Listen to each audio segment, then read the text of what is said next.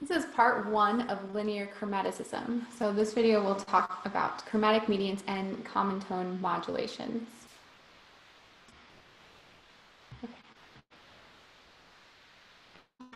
Okay, first up, the idea of chromatic medians. So a mediant, you've already actually learned that term before.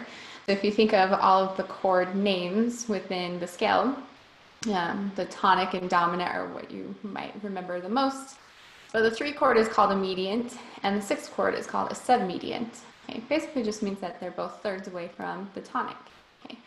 So a diatonic mediant in your key, if you're in major, would be this chord and the 6th chord. Okay. We've already actually learned one of the chromatic medians when we talked about mode mixture. So as you can see in the first measure right here, a flat 3 and a flat 6 are both what we call chromatic medians, because they are both still a third away from the tonic, but they require some accidentals within that key. Okay, then other chromatic medians that you could have, if you look at the second measure, so this time there's not a change in the root of the chord. The change this time came in the quality, so it's the third of the chord that was changed. So the 3 chord became an E major chord instead of E minor. And then the 6th chord is A major. Okay. So comparing to like the original, so far we've got same root but then different quality. We have a flatted or lowered root. If you raise the third, then you would actually have fa, right? You would have your 4th scale degree. So that's not possible in your major key. Okay. If you look at the first measure and compare it to the third measure here, this is the lowered root, but then minor instead. Okay. This last measure would be considered chromatic medians, but it's not very common, and I'll show you why. So if you look in the first measure and compare the flat 3 and 1, notice that they have a common tone, right? So G is kept in common between those chords. And the common tone is important because that chord will sound very far away from 1. So to make it sound a little bit more anchored in our scale still is using this common tone. Okay. Same thing from 1 to flat 6. Do is going to be the same. Okay, so that C doesn't change between those 2 chords. Similar idea in 3, 1, and 6. So these are all the major versions. So if you compare the 3 and the 1, the E is the same, it's kept in common. Okay. 1 compared to 6, the E is what's in common again. Okay. If you look at the flat minor 6 and flat minor 3, they don't have anything in common with that tonic chord, which is why you don't see those used. Okay. It would just sound completely unrelated. There's no way to bridge the gap between those 2 chords now. Okay, so similarly, and notice, so the options that we're going to use are all major if you're in the major key. Okay. All right, so switching to the minor key now, which is less common actually. You usually see more chromatic medians in the major key, but okay. Okay, so if you're in the minor key, so I just did it in C minor. Okay.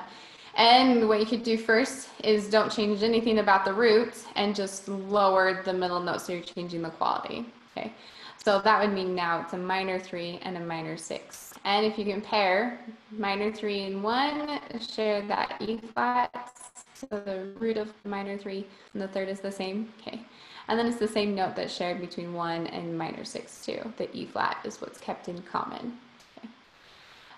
Okay, if you lowered the 3 or 6, so if you had, for instance, E flat and you lower it, same thing as D, which is re, right? Similarly, if you take this 6th chord in the minor key and you lower it again, then it's just your 5 chord now, because A flat would just go down by a semitone to G, right? So since your 3 and 6 are already lowered in the minor mode, we're going to raise it. Okay. So a raised 3 and a raised 6, and notice I kept these ones minor since we're in the minor mode so that we can keep a note in common. So the sharp 3 keeps the G right here in common, and sharp 6 keeps that C in common. Okay. So notice both of these first measures of this line, all minor chords since we're in the minor mode, just like vice versa what we saw for major, okay? However, if you do a sharp major 3 or sharp major 6, notice that there's not anything kept in common now between sharp 3 and 1. And then same thing, sharp 6 and 1 have nothing in common, which is why you won't really see that last measure in use. Okay. What they all sound like now. So flat 3 to 1. So here's this one compared to 1 compared to flat 6. Okay, major 3 compared to 1 compared to major 6. Okay, and now for minor mode now. So minor 3, minor 1, minor 6. And now raise 3, and then 1, and now raise 6. Okay, that's what they all sound like. Okay, so every so often a chromatic mediant actually does pop up in music. It's somewhat rare. The more important reason that we talk about it is that you see it in what we call common tone modulations. Okay.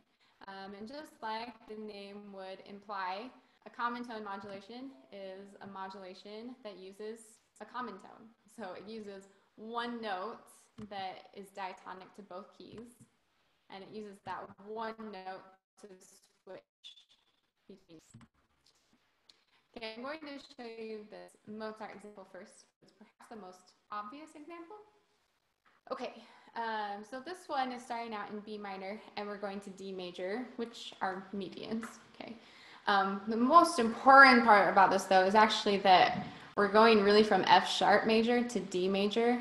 Okay, so F sharp major compared to D major, those are chromatic medians. Okay. So I will play just the last measure of the first line and then first measure of the second line. Okay, so starting on the F sharp chord.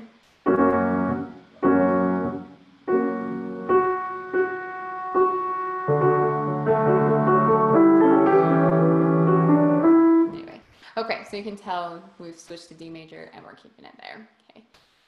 All right, so comparing, if you look, F sharp major, like you can't fit that chord in D major.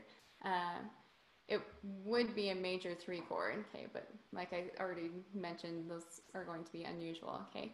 What's really happening is this note is like kept from the previous chord, kind of held over all by itself, and it uses that as the pivot to get to the next one, okay. The way that you analyze these, let me get a tool out. Okay, let's see if I can do it with my pen when it's standing up like that. Okay, so our old key is B minor, okay, and our new key is D. Okay, all you need to do is take note of what the common tone is. So it's this one right here. So in the key of B, that F sharp is scale degree 5, and in D, F sharp is scale degree number 3. That is all you have to do to analyze a common tone modulation. It's so easy, right? Especially if you compare it to the previous chapter. So much easier. Okay, let's go backwards now and I'll show you another one. All right, so this is a Beethoven example. Okay, I can actually play piano and vocal part for this thing because the piano part doesn't do a lot at the first. Okay, so we're starting out in the key of F major. Okay, so.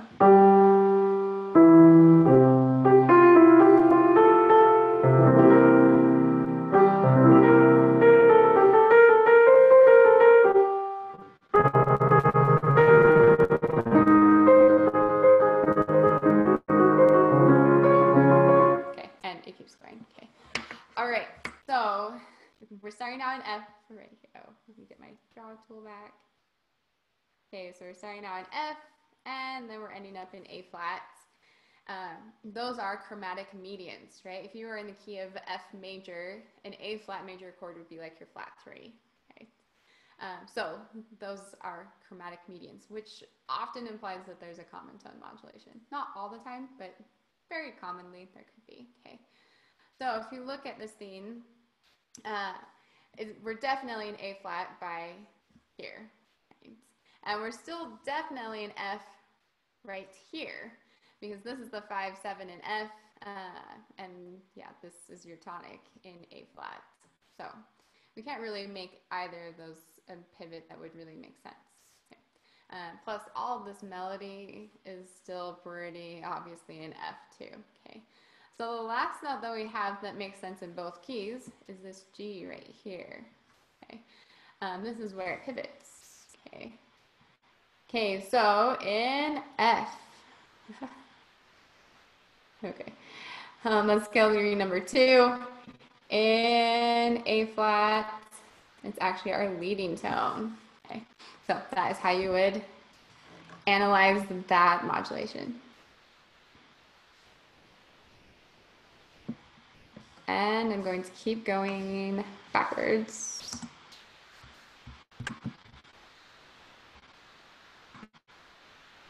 Okay. Okay, so this one, we're starting out in B major, right? Yeah, and going to G major. Okay, so B major if you were in B major and you had a G major chord, that would be like your flat 6, right? So these are also chromatic medians. Okay. The whole first line is all pretty much just a B major chord arpeggiated, like, oh, I guess that does have a 4 chord too. Anyway, it's a lot of B major, okay? And then once we get down to here, now we've got G major arpeggiated.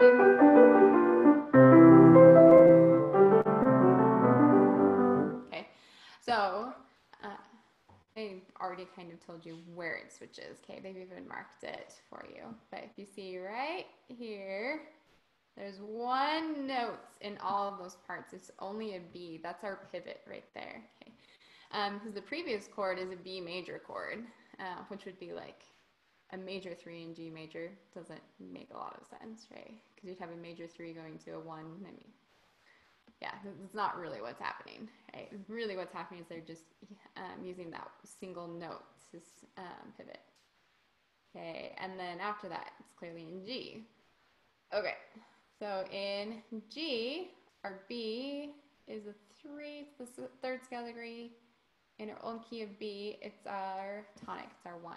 Okay, 1 and 3 are the most common scale degrees to pivot on. FYI, in case you're curious. Okay. Okay. That will do it for chromatic medians and commons. Hopefully you were thinking to yourself that that was pretty easy compared to enharmonic modulations. So the rest of the chapter 26 will be in the next video.